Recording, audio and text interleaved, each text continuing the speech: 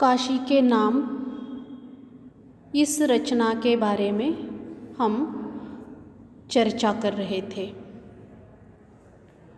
काशी के नाम यह हिंदी साहित्य की पत्र विधा है। यह एक गद्य विधा है। इसके लेखक डॉक्टर नामवर सिंह जी है और डॉक्टर नामवर सिंह जी जो कि हिंदी साहित्य जगत के एक जाने माने आलोचक है, प्रसिद्ध ऐसे आलोचक है। तो डॉक्टर नामवर सिंह जी अपने छोटे भाई काशीनाथ सिंह जी को पत्र लिखते हैं। काशीनाथ सिंह जी भी आज हिंदी साहित्य में एक मशहूर लेखक के रूप में कार्यरत है या एक प्रख्यात लेखक के रूप में जाने जाते हैं, पहचाने जाते हैं। और डॉक्टर नामवर सिंह जी ने लिखा हुआ पत्र अपने छोटे भाई काशीनाथ सिंह जी के लिए जो लिखा गया था वह पत्र हम देख रहे थे, उस पर विस्तार से चर्चा कर रहे थे।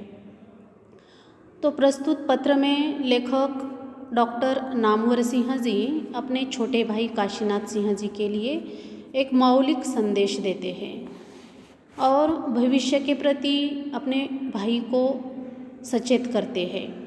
साथ ही साथ पारिवारिक जिम्मेदारियों को वहन करते हुए अपने परिवार के अन्य सदस्यों की भी चिंता व्यक्त करते हैं।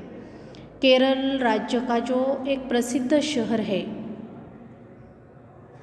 कोचीन नाम का, तो उस शहर में डॉक्टर नामवर सिंह जी कुछ दिनों के लिए रुके हुए थे। तब वहाँ से 25 जून 1955 को यह पत्र उन्होंने अपने भाई के लिए लिखा था। वैसे तो लेखक को उनके भाई काशीनाथ जी ने जो पत्र भेजा था वह डॉक्टर नामवर सिंह जी को 22 जून को ही प्राप्त हुआ था, परंतु समय अभाव के कारण या अपनी व्यस्तता के कारण और एकांतता के अभाव के कारण वे समय पर उस पत्र का जवाब तुरंत नहीं दे पाए थे। इसलिए कोचीन पहुंचने के बाद एकांत में बैठकर वे पत्र लिखते हैं।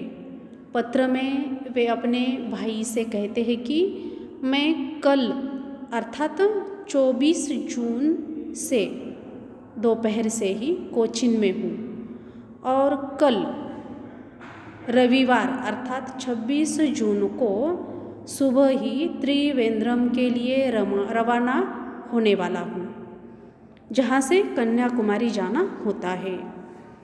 लेखक वहाँ के प्राकृतिक सौंदर्य का भी चित्रण करते हैं। वहाँ का जो निसर्ग है तो उस निसर्ग का लेखक ने अत्यंत सुंदर और मार्मिक चित्रण अपने पत्र में किया है। वहाँ से दिखाई देने वाला अरब सागर हो या ऊंचे ऊंचे नारियल के पेड़ हो, उन पेड़ों की सुंदरता, उस महासागर की सुंदरता का चित्रण या वर्णन लेखक लिखते हैं अपने भाई के लिए। वहाँ के नैसर्गिक सौंदर्य से लेखक काफ़ी अभिभूत होते हैं, प्रभावित होते हैं और वहाँ के अरब सागर को वे अत्यंत सूक्ष्मता से देखते हैं। वहाँ जो वर्षा की झड़ी है उसका भी वे सूक्ष्मता से निरीक्षण करते हैं, परीक्षण करते हैं और उसका चित्रण पत्र में करते हैं। पत्र में वह सारी बातें लिखते हैं। वे वहाँ के अरब सागर के लिए बैक वाटर शब्द का प्रयोग करते हैं। जून के महीने की जो वर्षा की झड़ी थी वह अखंडित रूप से वर्षा शुरू थी या वह झड़ी लगी हुई थी, तो वो सब बातें लेखक पत्र में लिखते हैं। सड़कों पर पानी ही पानी लेखक को दिखाई देता है, वह बात भी वे लिखते हैं। सड़कों को देखते समय जैसे नदियों को देखने का आभास हो रहा है। ये सारी बातें लेखक अपने छोटे भाई के लिए पत्र के माध्यम से बताते हैं। तो लेखक दूसरी और महत्वपूर्ण बात अपने भाई से लिखते हैं, जो कि आज की युवा पीढ़ी के लिए भी बहुत ही महत्वपूर्ण है। आज की युवा पीढ़ी भी इस पत्र के माध्यम से कुछ सीख सकती है, कुछ प्राप्त कर सकती है। लेखक लिखते हैं कि अपने भाई के लिए कि तुम लोगों के परीक्षा फल से चित्त थोड़ा सा चंचल जरूर हो उठा था और भविष्य के बारे में जो योजनाएं बनाई थी वह भी अब थोड़ा सा अव्यवस्थित हो गई है। फिर भी कोई बात नहीं है, अब राम जी चाहे जहाँ से भी बीए में बैठे या बीए में प्रवेश ले, लेकिन पहले अध्यापकी के प्रमाण पत्र की व्यवस्था तो करनी होगी, क्योंकि प्रमाण पत्र के बगैर हम किसी भी विद्या मंदिर में नहीं जा सकते हैं। किसी भी विद्या मंदिर में जाने के लिए, अध्यापक की नौकरी करने के लिए या अध्यापक बनने के लिए सबसे पहले अध्यापकी का प्रमाण पत्र बहुत ज़रूरी होता है। अगर वह प्रमाण पत्र हमारे पास नहीं है तो हम किस मुँह से किसी विद्या मंदिर में कैसे जाएंगे। इस प्रकार से वे अपने भाई को लिखते हैं। दूसरी और एक महत्वपूर्ण बात लेखक पत्र के माध्यम से ही अपने भाई के लिए लिखते हैं। कहते हैं कि प्रथम श्रेणी न मिलना कोई दुखद घटना नहीं है। किसी भी परीक्षा में 10वीं की परीक्षा हो, 12वीं की परीक्षा हो या स्नातक परीक्षा हो, स्नातकोत्तर परीक्षा हो, तो प्रथम श्रेणी न मिलना कोई दुखद बात नहीं है, कोई दुखद घटना नहीं है। परंतु सवाल अब यह निर्माण होता है कि तुम्हें अब बीए में प्रथम श्रेणी किस तरह लानी है। बीए करते समय, बीए में प्रवेश लेने के बाद किस प्रकार से तुम्हें अध्ययन करना है, किस प्रकार से अभ्यास करना है, जिससे तुम प्रथम श्रेणी ला सकोगे। फिर ये में किस विषय में करना है, यह भी तुम निश्चित कर पाओगे। लेखक कहते हैं कि एमए के लिए कौन सा विषय अच्छा रहेगा, यह सारी बातें अभी से ही क्या करो, तुम सोच लो। अपने भविष्य के प्रति अभी से ही सचेत रहो, अभी से ही जागृत रहो, क्योंकि वक्त गुजरने के बाद कुछ नहीं होगा। जैसे कहा जाता है कि अब पछताने से क्या होत, जब चिड़िया चुग गई खेत। समय निकल जाने के बाद पछताने से कोई फायदा नहीं होता है। इसीलिए अभी से अपने बारे में, अपने परिवार के बारे में, अपने भविष्य के बारे में सोच लो। अपनी भावी योजनाएं अभी से बना लो। और इस प्रकार लेखक अपने भाई काशीनाथ सिंह जी को एक मौलिक संदेश देते हैं। और यह जो संदेश है वह आज की युवा पीढ़ी के लिए भी बहुत ही उपयुक्त है, बहुत ही महत्वपूर्ण है। लेखक आगे पत्र में लिखते हैं कि मैं केवल सलाह दे सकता हूँ। मैं नहीं चाहता कि हर समय तुम्हें मेरा मुँह देखना पड़े या नया कदम उठाने से पहले मेरी सलाह की ज़रूरत पड़े। अब तुम बच्चे नहीं रहे हो। अर्थात डॉक्टर नामवर सिंह जी अपने भाई को सचेत करते हुए, जागृत करते हुए कहते हैं कि हर बार दूसरों पर निर्भर रहने की आवश्यकता नहीं पड़नी चाहिए। खुद का भला बुरा खुद समझना चाहिए। किसी दूसरे ने बताने से कुछ फर्क पड़ने वाला नहीं है। लेखक यहाँ अकबर का उदाहरण देते हुए अपने भाई से कहते हैं कि अकबर तो तुमसे भी 7 साल छोटा था जब उसके कंधों पर सारे हिंदुस्तान का खतरों से घिरा हुआ साम्राज्य पड़ा था, और तुम तो अब बड़े हो। अर्थात तुम पहले आत्मनिर्भर बनो, तुम सब कुछ सोच समझकर कदम उठाओ, सोच समझकर रास्ता चुन लो। आत्मनिर्भर बनने के लिए या आत्मनिर्भरता यह आत्मविश्वास की एक जननी होती है और आत्मविश्वास आत्मनिर्माण का जनक होता है। इसीलिए जो भी करना चाहते हो सोच समझकर और बुरा भला सोचकर समझकर ही कर लो। तो इस प्रकार से डॉक्टर नामवर सिंह जी अपने भाई से एक प्रकार का संदेश या सूचना देते हैं। वे अपने भाई को सलाह मशवरा करते हुए कहते हैं कि अगर तुमने अंग्रेज़ी में एमए करने का निश्चय किया होगा तो बीए में अंग्रेज़ी विषय लो, अन्यथा अंग्रेज़ी लेकर बीए का भी डिवीज़न या फर्स्ट क्लास चौपट मत करो।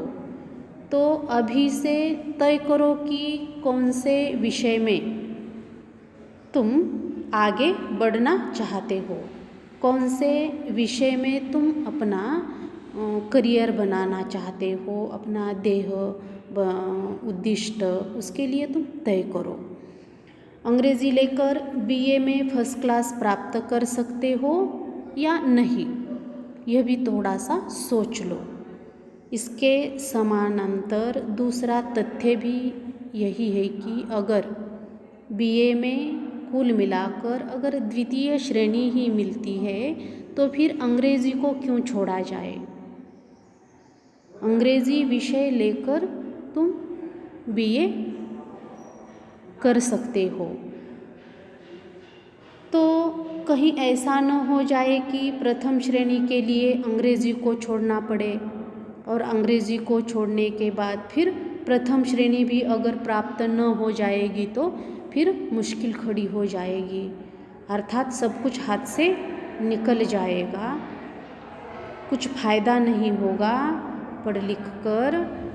जैसे वे कहते हैं कि लतों तरक जाए और हथों तरक जाए, अर्थात यह भी हाथ से जाएगा और वह भी हाथ से निकल जाएगा, फिर कुछ फ़ायदा नहीं होगा, फिर पछताने से कोई बात नहीं बनेगी। बाकी और दो विषयों में से जो विषय चुनना चाहते हो तो उनमें से हिंदी, कल्चरल और संस्कृत में से एक विषय चुन लो। हिंदी, कल्चर या संस्कृत तीनों विषयों में से फिर एक विषय चुन लो, अर्थात या तो कल्चर, हिंदी, संस्कृत यह ले लो या फिर कल्चर, हिंदी, अंग्रेजी ऐसे 3 विषय लेकर तुम बीए की उपाधि प्राप्त कर सकते हो। संस्कृत और हिंदी में से लेखक कहते हैं कि हिंदी ही अच्छी रहेगी, इस प्रकार का संदेश लेखक अपने छोटे भाई को देते हैं। तो ऐसे कुछ शैक्षणिक सुझाव, कुछ पारिवारिक सुझाव या कुछ भावी योजनाओं को लेकर भी कुछ सुझाव लेखक इस रचना के माध्यम से देते हुए दिखाई देते हैं। और यह मेरा केवल सुझाव भर है ऐसा भी कहते हैं कि यह जो है वह केवल मेरा क्या है, सुझाव भर है। अब अपना हित या अपना जो भला बुरा है वह स्वयं तुम ही सोच लो। उत्तरदायित्व जो है वह तुम्हारा भी है और तुम्हारा ही रहेगा। फॉर्म वगैरह पहले ही यानी निश्चित तिथि पर भर दो, शायद जो 30 जून है तो 30 जून तक तुम वो फॉर्म वगैरह भर दो। तो फॉर्म भरने के लिए या प्रवेश लेने के लिए, फीस भरने के लिए जो पैसे लगेंगे या जिन रुपयों की आवश्यकता पड़ेगी वो पिताजी से लेना, क्योंकि आने के बाद मैं सारी व्यवस्था कर दूंगा। फीस वगैरह दाखिल कर देना, फॉर्म भी दाखिल कर देना। मैं किसी भी तरह 8 जुलाई से पहले तो नहीं पहुंच सकूंगा, तब तक घर पर सभी लोगों का ख्याल रखना। पिताजी और माताजी को चरण स्पर्श विजय को स्नेह और गांव घर सबको यथायोग्य, अर्थात केवल अपने घर तक, अपने भाई तक या अपने परिवार तक ही लेखक सीमित तरीके से या मर्यादित रूप से यह पत्र नहीं लिखते हैं। तो गांव के जो लोग हैं, घर के जो लोग हैं, सभी को यथायोग्य या उचित रूप से वे अपना नमस्कार, प्रणाम, आशीर्वाद भेजते हैं, लिखते हैं। और इस प्रकार लेखक अपने पत्र के माध्यम से अपने भाई के लिए एक प्रकार का मौलिक और मार्मिक ऐसा मार्गदर्शन करते हैं जो आज की पीढ़ी के लिए भी बहुत ही महत्वपूर्ण है। लेखक अपने भाई के भविष्य और अपने परिवार के भविष्य की चिंता में है। इसीलिए भाई काशीनाथ सिंह जी को वे भविष्य के प्रति सचेत रहने की सलाह देते हैं। पारिवारिक जिम्मेदारियों के प्रति भी सतर्क करते हैं। आत्मनिर्भर बनकर आत्मनिर्माण करने का संदेश देते हैं। उनका यह संदेश केवल लेखक के भाई के लिए ही नहीं, बल्कि आज की जो नई पीढ़ी है उस पीढ़ी के लिए ही भी बहुत ही प्रेरणादायी है, बहुत ही फायदेमंद है, बहुत ही उपयुक्त है। स्वयं की रुचि के अनुसार स्वयं के जीवन का रास्ता चुनने का महत्वपूर्ण सुझाव लेखक इस पत्र के द्वारा देते हैं।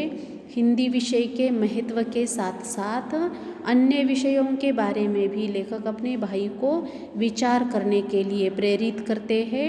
और हिंदी के प्रति तो लेखक के मन में बहुत सारी आत्मीयता है, बहुत सारा प्रेम है और साथ ही साथ दूसरे विषयों का भी वे आदर करते हैं। कोचिन के नैसर्गिक सौंदर्य का अत्यंत सूक्ष्म चित्रण वे अपने पत्र के माध्यम से लिखकर भाई के लिए भेजते हैं, अर्थात नैसर्गिक सौंदर्य के प्रति भी वे आकर्षित है। और हिंदी के एक ख्यातनाम आलोचक डॉक्टर नामवर सिंह जी का यह संदेश समस्त युवा पीढ़ी के लिए भी उतना ही महत्वपूर्ण है जितना उनके भाई के लिए महत्वपूर्ण है। यहाँ रुकेंगे। धन्यवाद।